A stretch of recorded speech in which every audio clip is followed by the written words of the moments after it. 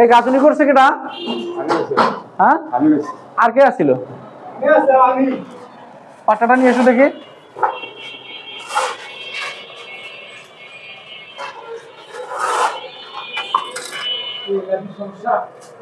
আসসালামু আলাইকুম সুপ্রিয় ভিউয়ার্স। লিন্টনের উপরে যখন হচ্ছে গাঁথনি করা হয় তখন উপরের এই যে উপরের একটা দুইটা, এই দুইটাই কিন্তু অনেকে ঠিক রাখতে পারে না, অনেকটা বাঁকা হয়ে যায়। এই জন্য গাঁথনি, এবং গাঁথনি বাঁকা হওয়ার কারণে প্লাস্টারের সময় কিন্তু অনেকটা বালি বেশি লাগে। তো এখানে দেখেন এই গাঁথনিটা কিন্তু 100% ঠিক আছে। তার মানে গাঁথনি করছে এরা আসলে খুব সুন্দর গাঁথনি করছে। প্রত্যেকটা গাঁথনি যেন এরকম থাকে, উপরের কোনো ইট যেন বাড়তি হয়ে না আসে, ভিতরেও যেন না যায়, বাহিরেও যেন না আসে। প্রত্যেকটা ইট অবশ্যই ঠিক রাখার চেষ্টা করবে, ঠিক আছে? এই গাঁথনি কিন্তু অনেক সুন্দর হয়েছে, ঠিক আছে? এই পাশটা আসো, এই পাশটা আসো। এই গাঁথনিটা কিন্তু অনেক সুন্দর হয়েছে, ঠিক আছে?